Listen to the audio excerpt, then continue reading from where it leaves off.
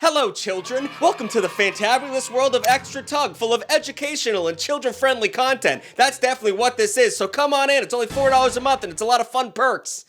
Chris, why would you put that on the screen? You're ruining it. You're ruining it for everybody.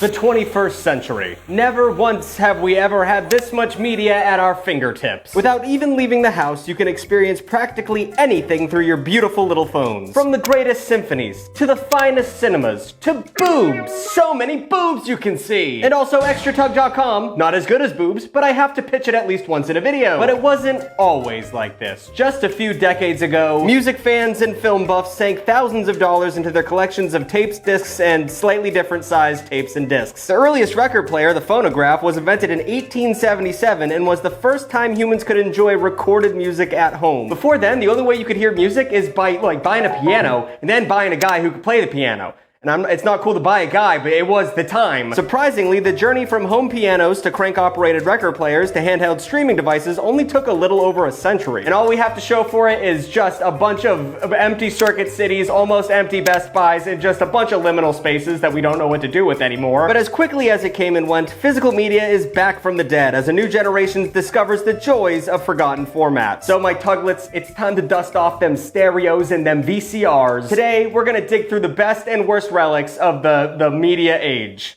I don't know if that's a term. Are we in the media age? That would make sense.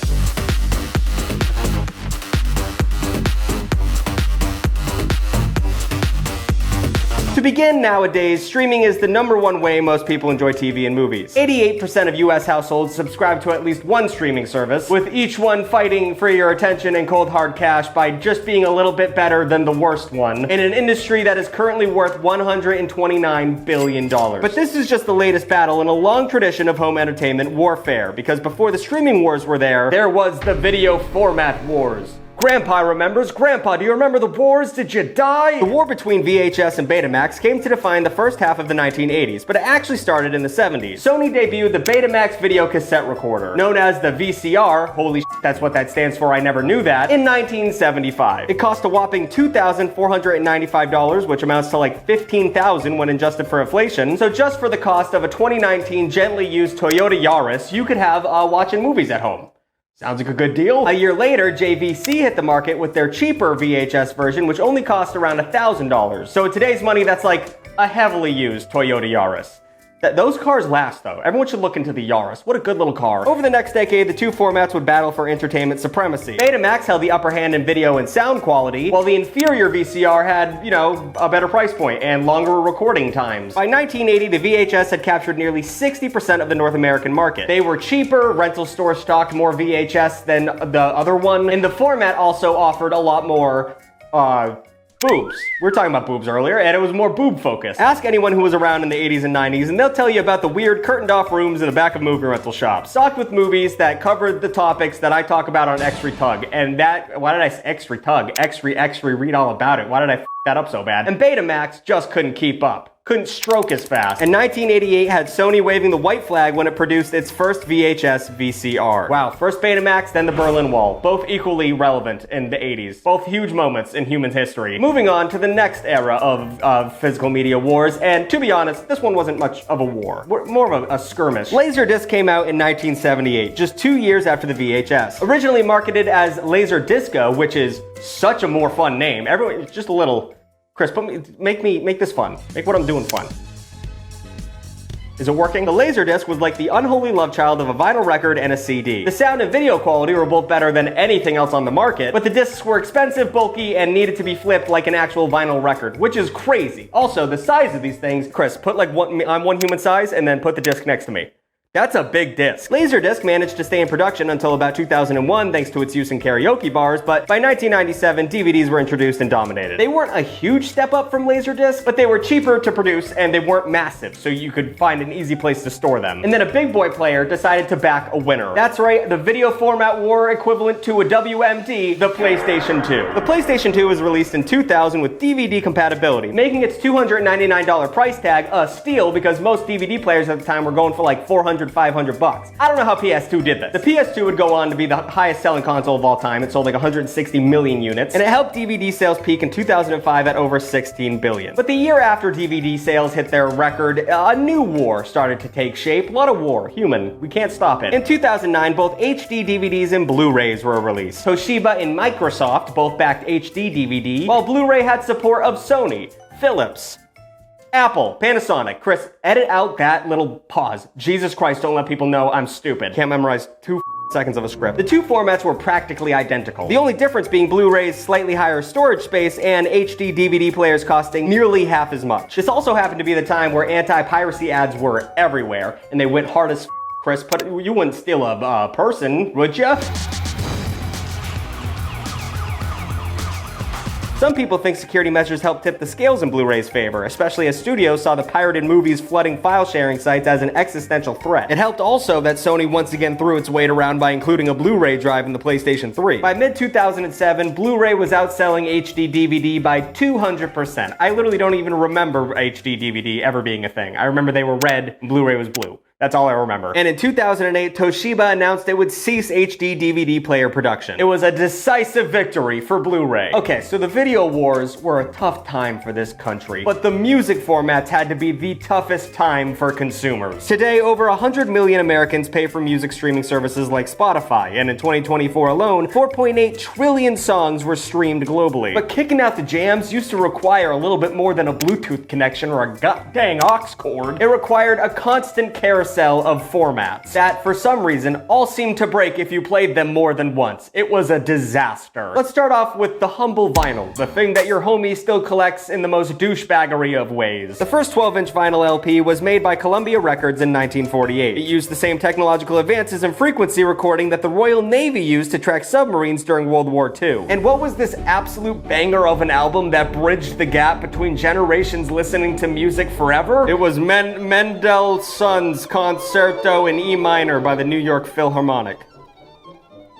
Okay, that's kind of sucks. But to be fair, back then music was not good. It was 1948. What do you expect? The ensuing decade saw an explosion of musical creativity and innovations in recording techniques. It culminated with vinyl's peak in 1977 when 344 million records were sold in the US. Of course, there were a lot of problems with records, and honestly more problems than positives that came with these flimsy little wax things. For one, they're extremely fragile. Even a little bit of dust could make a record skip. And even playing a record too often would make it degrade to the point beyond repair, which makes sense. If you think about it, if you use anything too much, it should break. But like, I hate the fact that you could listen to music so much that you ruin it. That sucks so bad. Plus, each side of the album could only hold around 22 minutes of music, so you were constantly getting up to flip the record over. Records were obviously destined to fail. It's wax with grooves that required a diamond needle to play. It's witchcraft, and witchcraft should always fail. One of the vinyl's biggest drawbacks was its portability. It's a big bitch that you put in the corner of the room. So 8-track tapes tried to fix this in 1964. Bill Lear, the inventor of the Learjet, which was one of the first private jets ever commercially available. Kind of a douchebag name. I hate when people name things after themselves, especially with a name like Lear. Relax. But he developed 8-tracks with the help of companies like Ford, GM, Ampex, RCA, and Motorola. You know, the manufacturing Avengers. You get them together, the world's gonna change. And soon, many other car companies followed suit, and it was banging to have an 8-track in your whip. Everyone into hoopty, you gotta have an 8-track. But much like everything else, soon they were immediately obsolete. Sorry you spent all that money on that 6th station, but we gotta keep pushing. It was probably because of the tiny drawback that they were super fragile and terrible. Truly nothing about the 8-track was good for music fans. Their sound quality was inferior to vinyl, and the tapes were really sensitive to heat and they would warp. And what gets really hot in the summer? Is any other fellow toddlers out there? The car seat. And even though you now had some freedom to choose your own music, you couldn't rewind an 8-track. You had to sit around and wait for it to loop. But 8-tracks had rivals. Their skinnier, sexier cousins, the cassette player. Cassettes and 8-tracks shared a few years of overlap, but once Sony released the Walkman in 1979, it was all over. Cassettes were not only easy to listen to on the go, but they had the ability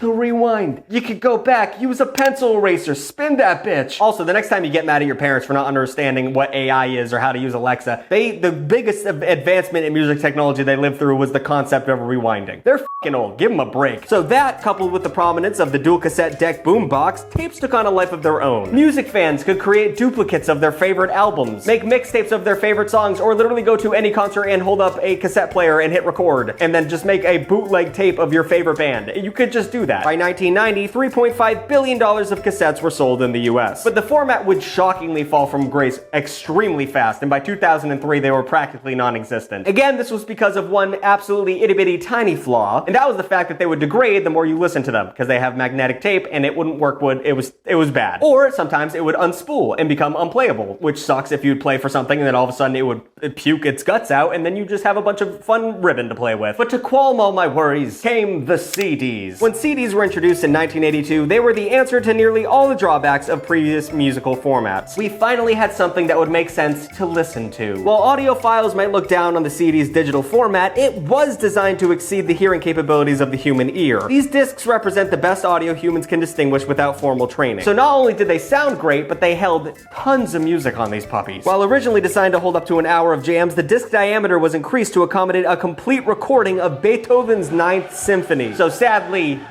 classical music changes the format once again. I wish they would stop. So I don't have to keep talking about Beethoven and his deaf ass. By the 90s, CDs were the default format for most consumers, peaking in 2000 with $13.2 billion in revenue. And honestly, CDs are kind of the gold standard. They weren't replaced by a superior format, they were replaced by convenience and a digital that was just a click of a button instead of buying a CD. They were the best of the best. We are just lazy, if that makes sense. Of course, they weren't without their drawbacks, which mostly involved the case. CDs came in jewel cases that would easily chip, scratch, and even shatter. I remember being a dumb child and taking a CD case and bending it backwards and watching all of the pieces of plastic explode all over me in the back seat of my dad's car. I even remember the album. It was Forever Blue by what's his name? What a wicked game we play. Chris, put him up. What's his name? Maybe did a bad thing. Chris Isaac, there we go. But even CDs could get damaged after repeated listenings with something called disc rot. Disc rot is what happens when chemicals deteriorate the surface of a CD, making it unreadable by the laser. So, okay, again, we want to listen to our music. So how is it that they keep giving us formats that are doomed to fail? I guess that's life, right? A slow march to our own demise. God, that's dark, but it's music, baby. Nirvana. Of course, none of these issues led to the downfall of CDs. It was MP3s and file sharing that eventually decimated the market. In the US, sales of CDs eventually fell 95% from the year 2000 peak as music piracy and digital downloads dominated how we listened to music in the 2010s. But you might think Betamax and 8-tracks were some of the most doomed to fail kinds of media consumption you could be a part of, but that's just the tip of the iceberg when it comes to obsolete media. Some of them put up a good fight, but many of them were practically dead on arrival. I don't know how much we could put in of the Fall Out Boy song Dead on Arrival, so Chris, play as much of Dead on Arrival by Fall Out Boy we can before we get demonetized. Thank you. That wasn't worth the bit at all. I don't even have to put that in. Which brings me to my next segment, a little game I like to call Which Lasted Longer. We're bringing back game shows. I'm going to describe a physical media format and a dumb thing, and you're going to guess in the comments or write just out loud to whoever's next to you which one you think lasted longer. It's going to be a fun game. We're going to have fun. To begin, we're going to start with the mini disc. That's a real thing that existed. I bet you didn't know that. Introduced in 1992, these were essentially a mix between a cassette tape, CD, and a floppy disk. They were primarily made to replace the recording capabilities of a cassette with the durability of a CD. The mini disc tried to bridge the gap between analog tape duplication and digital technology, but ultimately only appealed to tech-savvy consumers and never really took off. Also, for what it's worth, this is stupid. This is a stupid little thing. So, what lasted longer? The mini disc or America's involvement in the Vietnam War? Jesus Christ, that's dark. One is a dumb little format for music. One redefined American culture for forever. My guess is Vietnam. Let's find out together. Survey says the mini disc. How is that f***ing possible? America was in Vietnam for 19 years and 5 months, which is a long time, but I assumed longer. And it looks like the last mini-disc players were manufactured in 2013, giving the format a lifespan of 21 years. So we're all stupid. I'm sorry for misleading you that hard, but let's move on to our next contestant. Digital Video Express. What is this, you ask? Better known as DivX, it was a DVD-based rental format created by Circuit City in June of 1998. The big idea behind these discs were that they were basically a different version of renting videos. Customers would buy the discs from Circuit City for $4.99, and after 2 days, the disc would become unplayable. The only real upside here would be that you didn't have to worry about coming back to bring back your rentals. But the benefits paled in comparison to the disadvantages. One, you needed a dedicated player to play a DivX, which is stupid as hell, and it needed an internal modem, which would allow DivX to read a credit card, authorize viewings, and also track your viewing habits. Who the f wants any of that in a DVD player? Consumers had immediate concerns over DivX machines' widespread access to their information because obviously, and making matters worse, Sony and Warner refused to release their movies on DivX to protect the growing DVD market. So, what lasted longer? DivX or Avril Lavigne's marriage to Nickelback singer Chad Kroeger?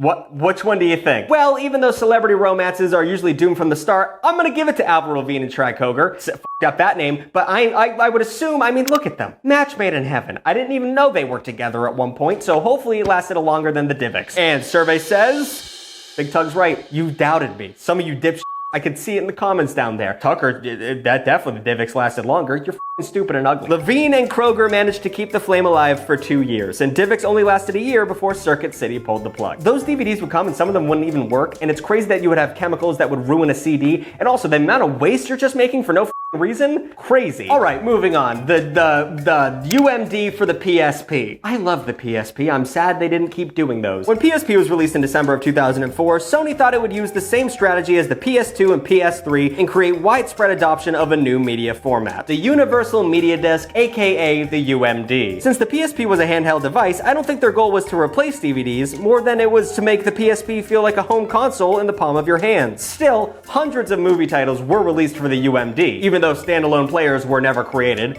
which seems like a bad decision financially. This was purely a way for gamers to watch movies on the go. Because the product was inferior, the UMD offered fewer features that DVDs did at the same price. And while the UMD and the PSP came out of the gate strong, with most major film companies releasing their titles on the format, it quickly crashed because studios were not making their money back, and obviously no shit. In 2006, Universal and Paramount pulled their support of the format, spelling the beginning of the end for the UMD. So, what lasted longer, the UMD or Barack Obama's presidency? Obama had 2 terms, PSP seemed pretty much destined to fail. Gotta go with Obama here. Gotta go with Obama. Always gotta go with Obama. It looks like December 2011 release of Hangover Part 2 was the last UMD title, giving the format a 7-year lifespan. Obama for the win. Always bet on the Obama. Okay, for the final round, we're busting out one of the weirdest, most obscure formats ever, hit clips. Not mini clip, not that game. We're talking about hit clips. Honestly, calling these a media format is a little misleading. These were keychains that played music. Essentially, toys just trying to capitalize on the bubblegum Y2K era vibe. Tiger Electronics introduced hit clips in 1999, which were tiny memory cards on a key ring that featured a minute-long clip of a song. You couldn't even hear the full song, just a clip of the chorus. Dog shit.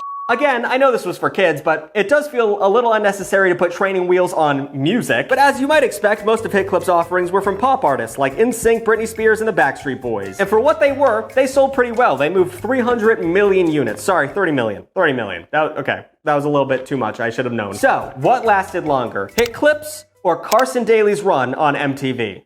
You kids even know who the f Carson Daly is? Carson Daly was an iconic host on MTV during the hit clip era. And I don't know, I'm thinking his popularity is too big for someone who was just on to MTV for a year or two. So I'm gonna say Carson Daly's run on MTV lasted longer than hit clips. That's what I'm thinking. And according to my notes, Daly started on MTV in 1997 and left in 2003, so it looks like he beat out hit clip by 2 years. They were in production from 1999 to 2003. I'm kind of bummed that I've guessed pretty much all of these right. So there we go. Let me know what you got in the comments down below, and if you got all of them right, you get a hit clip in the mail. Chris, put up a disclaimer that I'm lying, but you get a hit clip in the mail. Look, I get that physical media is kind of weird. Formats can be clunky, take up space, and even kind of smell, you know, like an old basement. But for some people, that's part of the charm. Holding the actual artifact and interacting with the media can create deeper connections, and sometimes the imperfections of an old tape adds to its appeal. It's like the rings of a tree, giving a palpable sense of time to the media and telling the story of those who used it before. And in some cases, older formats of media can provide a better experience than the ones we deal with today. Of course, I'm not not saying you have to turn your living room into a blockbuster video, but before we completely discard the past, it's important to consider what could mean for the quality of our future. Buy physical media, because now there is no way to watch, I think, you can't watch Courage the Cowardly Dog anymore. You can't watch it. It's not on any streaming platform. Protect cartoons. Buy some DVDs of cartoons, because they are taking those away from us like crazy. It's important to have physical media, at least one of you, so you can upload it to the internet for us when they take it away from us and we can pirate it. New videos every Saturday and sometimes Wednesday. Like, comment, and subscribe to all of those things. Check out Extra Tug, $4 a month. It's pretty sick. It's pretty cool. You get your name at the end of the video. You get to hang out. You get to see dumb You get to see terrible things. I talked about dog penises recently. Things are getting weird over there, so check it out if you're into it. Thank you guys so much for watching. I'm gonna head out. Buy some DVDs maybe. I don't know. See ya.